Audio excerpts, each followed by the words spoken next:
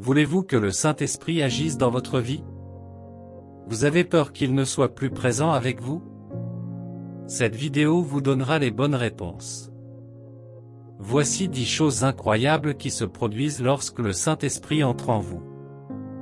Dans cette vidéo, vous comprendrez la beauté qu'il apporte à votre vie.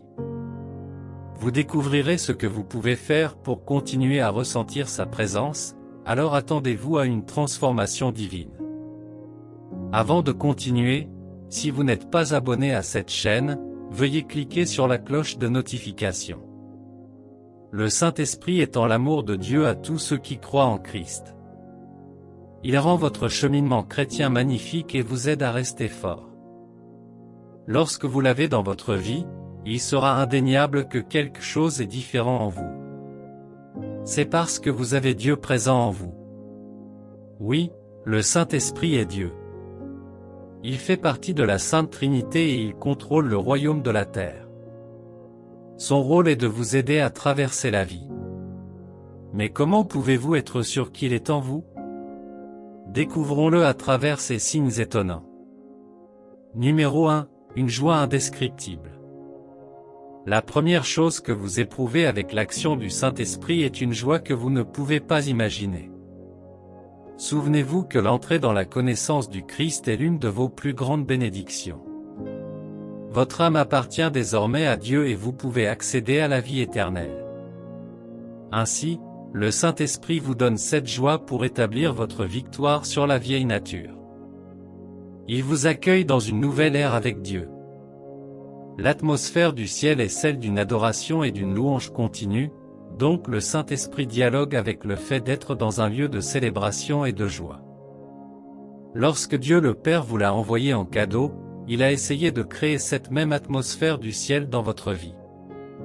Par conséquent, c'est un signe que le Saint-Esprit vit en vous lorsque vous éclatez de joie et de louange à Dieu. Lorsque vous entrez dans une pièce, vous illuminez la pièce avec votre visage heureux.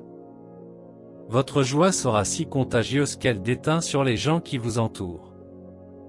Si vous appréciez ces expériences, alors vous avez l'Esprit de Dieu. Cette joie que le Saint-Esprit vous donne reste constante quelles que soient les circonstances. Cela ne change pas lorsque vous traversez une souffrance, une déception ou un chagrin. Cela vous tire le cœur dans les moments de douleur et vous rappelle la fidélité de Dieu envers tous ceux qui croient en lui. Numéro 2, il vous convainc de Jésus. Une autre chose que fait le Saint-Esprit est de vous apporter une forte conviction de votre salut. Il vous donne une forte croyance que votre marche chrétienne est vraie. C'est pourquoi vous ne pouvez pas avoir un cheminement chrétien durable sans lui. Lorsque vous donnez votre vie à Christ, votre décision est uniquement basée sur la foi. Cependant, une chose qui rend votre décision ferme et réalisable est la présence du Saint-Esprit. Sa présence vous rend différent des autres qui ne croient pas en Jésus. Il remplit votre vie de l'assurance de l'existence de Dieu. Il vous montre également que vous êtes un enfant de Dieu. 1 Jean 5, 5-6 dit. Qui est celui qui a vaincu le monde? Celui qui croit que Jésus est le Fils de Dieu. C'est lui qui est venu avec de l'eau et du sang, Jésus-Christ. Il n'est pas venu avec de l'eau seulement, mais avec de l'eau et du sang. Et c'est l'Esprit qui rend témoignage, car l'Esprit est la vérité. Il est celui qui valide votre salut. Il rend votre marche chrétienne authentique. Donc, si vous avez toujours une forte conviction à propos de Dieu, c'est parce que vous avez le Saint-Esprit en vous. Numéro 3, il change votre façon de prier. L'une des choses que fait le Saint-Esprit est de redéfinir ce que la prière signifie pour vous. Il prend toute perception que vous pourriez avoir de la prière et vous en donne une compréhension plus profonde. Il répand l'amour du Père dans votre cœur et vous montre comment approcher Dieu comme un enfant et non comme un serviteur. Il vous enseigne comment vous approcher avec assurance du trône de miséricorde de Dieu. L'une des choses qui apportera un changement dans votre vie de prière est le rôle du Saint-Esprit. Il vous enseigne qu'il peut intercéder en votre faveur. Romains 8h26 dit. De même, l'Esprit nous aide dans notre faiblesse. Nous ne savons pas ce que nous devons demander dans nos prières, mais l'Esprit lui-même intercède pour nous par des soupirs inexprimables. Cela signifie qu'il prie pour vous. Il aide vos faiblesses dans le lieu de prière. Lorsque vous priez avec lui, ce n'est plus une routine que vous effectuez, il en fait une activité sacrée et spirituelle. Cela signifie qu'il est avec vous si vous pouvez dire quand vos forces faiblissent et quand il continue à vous méditer. Ainsi, lorsque vous vous retrouvez à vous appuyer sur son aide dans les moments de prière, cela signifie qu'il vous donne conscience de sa présence. Lorsque vous vous surprenez à prier avec des mots qui correspondent à la volonté de Dieu, c'est le Saint-Esprit qui est à l'œuvre. Numéro 4, il abolit l'autosatisfaction. Une des choses que fait le Saint-Esprit est de mettre fin aux œuvres personnelles. Il vous aide à comprendre que votre salut est, d'abord, un don de Dieu. Il vous fait voir l'injustice de compter sur vos efforts et votre connaissance de Dieu. C'est là qu'il vous dépouille du vêtement de la justice en respectant les lois et les normes religieuses. Il vous montre comment le Père n'est pas satisfait de votre approbation personnelle. Il vous amène ensuite au lieu de la véritable adoration. Romains 4, 2-5 dit. Si Abraham a été justifié par les œuvres, il avait sujet de se glorifier, mais non devant Dieu. Que dit l'Écriture? Abraham crut à Dieu, et cela lui fut compté comme justice. Mais celui qui ne fait pas d'œuvre, mais qui met sa confiance en Dieu qui justifie l'impie, sa foi lui est comptée comme justice. Il travaille sur votre motivation pour entreprendre des activités spirituelles. Il vous enseigne comment la prière et les routines d'étude de la parole sont un moyen de faire l'expérience de l'unité et pas exactement l'accès à Dieu. Lorsque le Saint-Esprit est dans votre vie, il vous maintient en communion avec Dieu et vous fait comprendre que votre justice vient d'abord de la foi en Dieu et de la croyance au sacrifice de Jésus pour vous. Ainsi, lorsque vous vous trouvez dans un véritable service, vide d'œuvre, il est présent. Numéro 5, il révèle la Trinité. Le Saint-Esprit fait partie de la Sainte Trinité et il est la présence de Dieu pour vous. Lorsqu'il entre dans votre vie, il vous apporte la connaissance de Dieu le Père et du Fils. Beaucoup de gens pensent que lorsqu'ils commencent à accueillir le ministère du Saint-Esprit, ils oublient les autres personnalités de la Trinité. Mais il vous enseigne comment aimer le Père. Il est l'Esprit d'amour, qui étire les muscles de votre cœur pour accueillir Dieu. Lorsque vous commencez soudainement à ressentir un zèle profond et un désir ardent pour Dieu, c'est le Saint-Esprit qui est à l'œuvre. L'une des façons d'apprendre à connaître quelqu'un est de commencer par susciter de l'intérêt pour lui, afin qu'il vous ramène à votre premier amour. Vous souvenez-vous de la première fois où vous avez donné votre vie à Christ? Vous souvenez-vous de l'excitation que vous avez ressentie?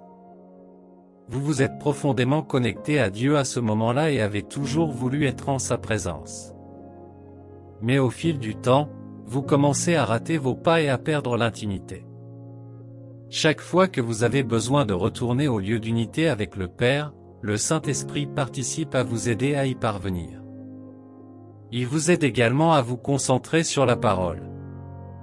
Il vous enseigne à comprendre les Saintes Écritures au-delà des simples lettres. Souvenez-vous que le Saint-Esprit a inspiré des hommes loin pour écrire la Bible, alors qui est le mieux placé pour vous expliquer la parole de Dieu? Lorsqu'il vous enseigne la parole de Dieu, il vous la présente d'une manière que vous pouvez facilement comprendre. Une autre chose qu'il fait est de vous aider à communier avec Dieu le Père et Dieu le Fils, et l'une des façons dont vous pouvez le faire est par la parole. C'est parce que la parole de Dieu porte l'Esprit de Dieu. Elle encapsule tout ce dont vous avez besoin pour votre subsistance terrestre et vous enseigne les voies de Dieu. Ainsi, le Saint-Esprit stimule votre cœur vers un lieu d'apprentissage. Vous vous retrouverez avec une faim insatiable pour la parole de Dieu. Vous commencerez à perdre le repos jusqu'à ce que vous trouviez votre chemin vers la parole de Dieu, et pendant que vous étudiez, votre esprit s'ouvre à la connaissance de Dieu. Vous commencez à voir la grandeur de Dieu. vous vous souvenez de sa souveraineté et de son autorité sur la terre. En étudiant, certains jours, vous serez submergé par les profondeurs de l'amour de Dieu et du sacrifice de son Fils. Cela vous amène à un lieu de connexion plus profonde avec Dieu. Cela ouvre également votre cœur à la sobriété et à l'humilité pour sa bonté et sa compassion envers vous. La connaissance profonde que vous recevez sur la Trinité ne vient que par le Saint-Esprit. La simple lecture de la Bible ne peut pas donner ce type de connaissance. La Bible n'est qu'un livre avec des lettres en dehors du Saint-Esprit. Celui qui donne vie à la parole est le Saint-Esprit. 2 Corinthiens 3:6 dit, non pas de la lettre, mais de l'esprit, car la lettre tue, mais l'esprit vivifie. L'expérience qui convainc votre cœur et bouleverse votre être pendant que vous étudiez vient du Saint-Esprit. Elle ouvre également votre esprit à votre héritage en Christ.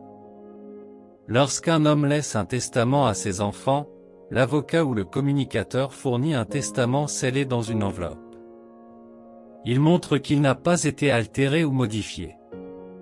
En présence de la famille, l'avocat dévoile et lit le testament. Il leur révèle le contenu du testament pour une compréhension facile et les aide à savoir à quoi ils ont droit. C'est exactement ce que le Saint-Esprit fait avec vous. Dieu le Père a scellé dans le ciel des héritages pour vous dans la parole. Le Saint-Esprit joue le rôle d'un avocat. Il a la copie scellée des bénédictions de Dieu pour vous. Ainsi, lorsque vous lisez les Écritures, il dévoile et explique ce que Dieu a en réserve pour vous. Éphésiens 1, 17-18 dit. Je demande sans cesse au Dieu de notre Seigneur Jésus-Christ, le Père glorieux, de vous donner un esprit de sagesse et de révélation, afin que vous le connaissiez mieux, et que les yeux de votre cœur soient éclairés, pour que vous sachiez quelle est l'espérance qui s'attache à son appel, et quelle est la richesse de la gloire de son héritage qu'il offre aux saints. Il vous libère également du fardeau de Dieu qui vous charge de voir toutes les âmes parvenir à la connaissance du vrai Dieu. Il commence à vous aider à voir à quel point votre marche vers le salut est un don, et il met en vous le désir de voir d'autres parvenir à la connaissance de la même vérité. Rappelez-vous que la première chose de la plus haute importance pour Dieu est de sauver les âmes perdues. C'est pourquoi il vous fait ressentir les fardeaux de son cœur. Il renforce votre foi en Dieu. C'est lui qui libère l'esprit de foi dans votre cœur. Cette foi est ancrée dans les promesses que vous étudiez dans les paroles de Dieu. Ainsi, dans les moments d'inquiétude et de douleur, si vous constatez qu'elles sont remplacées par la promesse de Dieu, c'est le Saint-Esprit qui est à l'œuvre. Il vous aide à vous souvenir et à croire que Dieu ne vous décevra pas. Numéro 6, la brisure. Le Saint-Esprit vous amène à un lieu d'abandon. Il fait tomber tous vos murs. Le Saint-Esprit est un Seigneur doux. Pour qu'il ait d'abord accès à votre vie et se manifeste, il aura besoin d'un cœur ouvert à lui. Dieu ne peut pas travailler activement dans votre vie si votre volonté n'est pas soumise. Dieu doit pouvoir vous tendre la main quand il le veut, et la seule chose qui peut vous amener à ce point avec Dieu est la brisure. Ainsi, lorsque le Saint-Esprit entre dans votre vie, il agit sur l'état de votre cœur. Il fait tomber toutes vos défenses et vous amène à un endroit de vulnérabilité avec Dieu. C'est là que vous abaissez toutes vos normes, règles et principes pour Dieu. À ce moment-là, vous vous tenez là devant Dieu et lui accordez l'accès pour faire ce qu'il veut de votre vie. Si vous avez donné votre volonté à Dieu, cela signifie que le Saint-Esprit est dans votre vie. Numéro 7, il construit sa relation avec vous. Le Saint-Esprit ne vous aide pas seulement à entretenir une relation plus profonde avec les autres personnalités de la Trinité, mais il vous aide également à comprendre sa personnalité. Il désire ardemment une relation authentique avec vous. C'est pourquoi il prend votre cœur comme sa maison. Chaque fois que vous ressentez le besoin d'entamer une conversation avec Dieu à propos de votre journée, de vos expériences ou de quelque chose de nouveau que vous rencontrez, c'est la façon dont le Saint-Esprit se connecte avec vous. Il veut vous accompagner et poursuivre votre expérience. C'est pourquoi 2 Corinthiens 13h14 dit: Que la grâce du Seigneur Jésus-Christ, l'amour de Dieu et la communion du Saint-Esprit soient avec vous tous. Vous pouvez aller partout avec lui. Vous pouvez aussi parler de tout ce que vous voulez avec lui. Il désire non seulement être Dieu, mais aussi un ami pour vous. Ainsi, lorsque vous le trouvez en train d'essayer de communiquer avec vous, c'est la preuve qu'il est en vous. Numéro 8, il vous aide à vivre dans la sainteté. Le Saint-Esprit est Dieu, et il n'y a pas d'iniquité en lui. Il ne peut pas voir l'impureté parce qu'il est l'esprit de pureté. Lorsqu'il entre dans votre vie, il commence à recréer sa nature en vous. Il vous fait comprendre ce qu'est la sainteté. Il vous enseigne comment maintenir et garder intacte cette nature de Dieu tout en vivant dans le monde d'aujourd'hui. La première chose que fait le Saint-Esprit lorsqu'il veut travailler sur vous est de vous donner une compréhension de la personne de Dieu. Il vous amène à un endroit où vous contemplez quotidiennement la nature de Dieu. Il sait qu'une véritable transformation peut se produire par association et proximité. Ainsi, lorsque vous regardez vers Dieu quotidiennement, il commence à vous débarrasser des choses qui affaiblissent sa nature dans votre vie. Il commence à vous purger du péché et de l'impureté. Avant que le Saint-Esprit ne vous dévoile sa forme de sainteté, il vous nettoie comme un concierge nettoie minutieusement la saleté. Il vous rend tout neuf et vous apprend à vivre pour Jésus. Il enlève le péché et vous conforme quotidiennement à la nature de Dieu. Le Saint-Esprit vous sépare de tout ce qui peut polluer votre nouvelle identité. Ces moments peuvent sembler les plus difficiles, mais ils ont pour but de bien faire. Hébreux 12, 10-11 dit, Dieu nous châtie pour notre bien, afin que nous participions à sa sainteté. Aucune discipline ne semble agréable sur le moment, mais douloureuse. Plus tard, cependant, elle produit une moisson de justice et de paix pour ceux qui ont été formés par elle.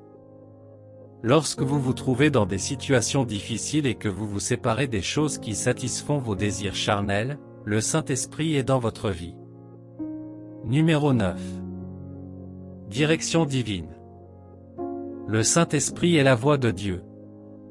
Il est l'Esprit omniscient. Il voit votre passé, votre présent et votre avenir, et il sait mieux que quiconque comment aligner tout en votre faveur. En tant que croyant dans un monde où il y a un manque de concentration et de direction, les gens sont facilement influencés par des choses qui semblent accrocheuses à première vue. Le Saint-Esprit est votre atout dans de tels moments. L'avoir présent dans votre vie vous donne un avantage car il vous donne un avantage sur les autres. Il dirige vos pas sur le bon chemin et vous aide à faire le moins d'erreurs possible. N'oubliez pas qu'il est l'esprit de précision.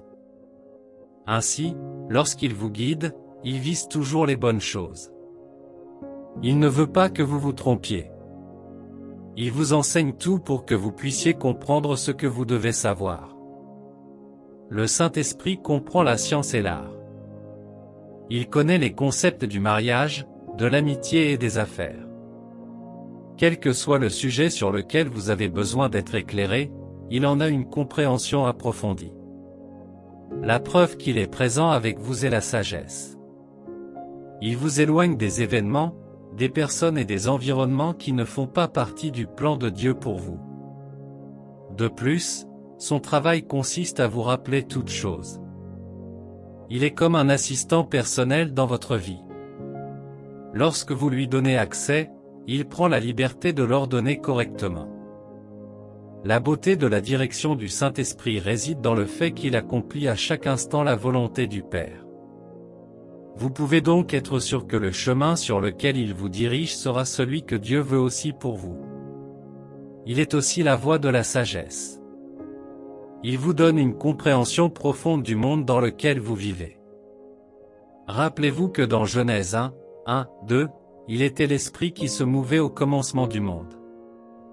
Il a vu le monde sans forme et l'a vu prendre forme à la parole de Dieu le Père. Il est la puissance qui manifeste la création. Chaque fois que vous marchez avec lui et que vous suivez le chemin qu'il a choisi, vous vous retrouverez à faire la volonté de Dieu. Vous ne pouvez pas écouter le Saint-Esprit et passer à côté du dessein de Dieu pour votre vie. Il vous aide à devenir une personne qui marche avec précision et ordre. Vous ne manquez pas de conseils sur la voie à suivre. Au carrefour majeur, il est là avec vous, vous dirigeant et vous conduisant sur le bon chemin. En plus de la direction qu'il vous donne également une force inhabituelle pour rester dans la course. Cela signifie que vous ne vous lasserez jamais de faire les choses qui nourrissent votre objectif divin. Dans les moments où vous vous sentez bombardé, le Saint-Esprit vous aide à aligner vos pensées et vous fait avancer. Numéro 10. L'onction. Lorsque vous recevez le Saint-Esprit, vous entrez également dans l'onction. Il s'agit d'un don du Saint-Esprit pour explorer et manifester vos capacités divines. Il déverrouille vos dons et libère sa présence sur vous. Cela vous permet d'accéder à la manifestation de vos dons divins avec facilité. L'onction du Saint-Esprit vous distingue et vous devenez un vaisseau dans lequel Dieu touche le cœur des gens, à travers les paroles que vous prononcez, les chansons que vous chantez, l'art que vous concevez et les robes que vous confectionnez. Tout ce que vous faites devient extraordinaire parce que vous portez désormais une touche de Dieu. Il vous différencie des autres qui font la même chose par la grâce qu'il place sur vous. L'une des onctions que vous recevez est celle des dons du Saint-Esprit. 1 Corinthiens 12, 8-12 décrit en détail les dons que le Saint-Esprit accorde aux croyants. Il y a la parole de sagesse et de révélation, l'esprit de foi, le don de guérison, le don d'opérer des miracles, le don de prophétie et l'interprétation des langues. Lorsque vous vous trouvez en train d'expérimenter l'un de ces dons, vous avez le Saint-Esprit avec vous. Maintenant que vous comprenez comment le Saint-Esprit agit dans votre vie, il devient pertinent de maintenir une relation plus étroite avec lui. Le Saint-Esprit n'ira pas là où il n'est pas invité, vous devez donc l'accueillir. Rappelez-lui qu'il a accès à votre vie. Passez du temps à le connaître et à le chercher intensément. Il est impatient et attend votre réponse, vous n'avez qu'à vous approcher de lui. Apocalypse 3h20 dit, « Me voici, je me tiens à la porte et je frappe. Si quelqu'un entend ma voix et ouvre la porte, j'entrerai chez lui, je souperai avec lui, et lui avec moi. » Vous devez d'abord initier la conversation en lui ouvrant la porte. Un profond désir du Saint-Esprit est l'une des façons de lui adresser une invitation. Si vous désirez vraiment qu'il soit présent, votre désir le confirmera. Et lorsqu'il sentira votre profond besoin de lui, il n'hésitera pas. La paix écrasante que vous ressentez est la preuve qu'il est entré dans votre vie. Vous ne pourrez pas expliquer le calme et la tranquillité que vous ressentez. Sa paix vous guide à travers les obstacles de la vie avec l'assurance qu'il sera toujours avec vous. Faire appel au Saint-Esprit est essentiel pour construire une marche avec lui. Même si le Saint-Esprit est présent dans la vie de chaque croyant, son ministère dans leur vie peut ne pas être au même niveau, et cela dépend uniquement de l'espace que vous lui accordez. Rappelez-vous qu'il est doux et qu'il ne s'immiscera pas. Il n'entre pas dans des endroits où n'intervient pas dans certains domaines que vous ne lui permettez pas de faire, vous devez donc lui accorder l'accès. Une meilleure façon de développer votre communion avec Dieu est d'apprécier sa présence et d'apprendre à l'apprécier. Vous devez devenir attentif au Saint-Esprit dans votre vie. Lorsque vous vous asseyez en silence, créez un espace pour lui et, à ce moment-là, tout en méditant, faites-lui savoir que vous êtes prêt à l'écouter lorsqu'il parle. Lorsque vous voulez prendre des décisions, demandez-lui son avis. Il peut vous donner son avis sur les petites choses parce qu'il se soucie de vous. En créant des moments pour lui, vous ressentez plus fortement sa présence. Lorsque vous passez du temps avec lui, vous devez observer la façon dont il se comporte avec vous et vous y adapter. Dans les moments où il est un ami, soyez ouverts à discuter avec lui de vos besoins les plus profonds. Lorsqu'il vous réprimande et vous châtie en tant que votre Seigneur, vous devez apprendre à recevoir ses corrections avec humilité de cœur. N'oubliez pas qu'il vous corrige parce qu'il a votre intérêt à cœur. Il ne corrige que ceux qu'il aime. Vous devez apprendre à faire des sacrifices pour garder votre relation avec le Saint-Esprit. Cela nécessite votre intentionnalité dans la prise de décision qui le garde dans votre vie. Le Saint-Esprit, bien que doux et simple, est hautement entretenu. Cela signifie que vous devez prendre des mesures supplémentaires pour protéger votre relation avec lui. Il déteste le péché et ne le supportera pas, même s'il vous aime. Donc, si vous vous liez à lui ou si vous vous empêtrez dans des situations qui lui déplaisent, il sort tranquillement de votre vie. Vous devez apprendre à écouter quand il refuse certaines associations. Quand il vous interdit certains événements et certaines associations, il veut que vous choisissiez la communion avec lui. C'est une décision consciente que vous prenez quotidiennement. Certaines de ces décisions sont difficiles à prendre, mais rappelez-vous qu'il est avec vous. Il vous donnera la force de traverser de tels moments. Il n'est pas trop tard pour recommencer si vous n'avez plus ces rencontres avec le Saint-Esprit. Il attend que vous reveniez à votre place avec lui. Il vous nettoiera et vous aidera à repartir sur une page blanche. Le voyage avec le Saint-Esprit est une belle expérience. Il suffit de lui ouvrir son cœur. Cela commence par un abandon et une dépendance absolue. Vous le verrez agir puissamment dans votre vie. Prions. Père Céleste, je suis ici pour te dire merci pour ta bonté dans ma vie. Tu me rappelles chaque jour ta bonté aimante et tes tendres miséricordes envers moi. Merci de m'avoir appris à comprendre le ministère du Saint-Esprit. Je sais maintenant comment il opère et je comprends sa place dans ma vie. Merci de toujours nourrir mon esprit et mon âme avec la bonne connaissance. Je te demande de purifier mon cœur, Seigneur. Je veux vivre pour toi et honorer ta volonté, mais la plupart du temps, les distractions se mettent en travers de mon chemin. S'il te plaît, ramène mon cœur à toi aujourd'hui. Donne-moi la grâce de marcher avec toi et de me séparer de tout péché qui m'assaille facilement. Je veux te connaître, Seigneur. Ton chemin dépasse la compréhension humaine, mais je sais maintenant que le Saint-Esprit peut m'aider à y voir plus clair. Alors maintenant, je t'accueille, Saint-Esprit, dans ma vie. Je ne peux pas vivre pour Dieu seul, alors s'il te plaît, viens dans mon cœur. Viens m'apprendre à construire une communion durable avec Dieu. J'ai besoin que tu m'aides à marcher en cohérence avec toi. Je te soumets ma volonté, Seigneur. J'admets que je ne place personne d'autre au-dessus de toi. Que mon cœur aspire continuellement à ta présence. Ouvre mes yeux à la compréhension et apprends-moi à toujours rester en ta présence. Sonde mon cœur et débarrasse-moi de toute œuvre de la chair. Ne me laisse pas me vanter de ma justice, car je ne suis rien sans toi. J'ai besoin que ta grâce revienne dans ma vie. Si tu as une mission pour ma vie, aide-moi à la comprendre, Seigneur. À quiconque tu as besoin que je tende la main, ouvre mes yeux pour voir. Aide-moi à comprendre que les dons que tu m'as donnés sont un privilège.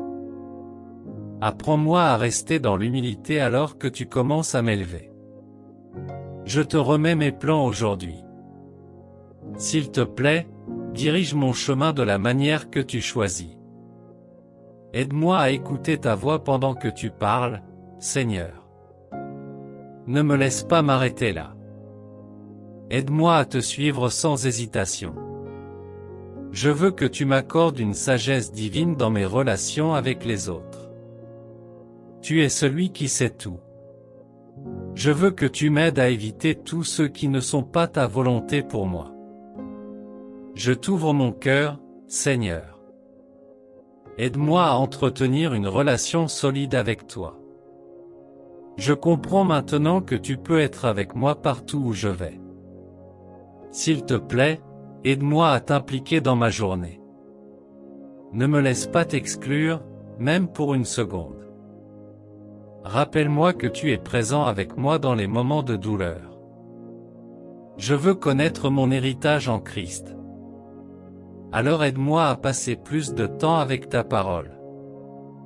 Ouvre mon cœur pour recevoir tout ce que tu as pour moi.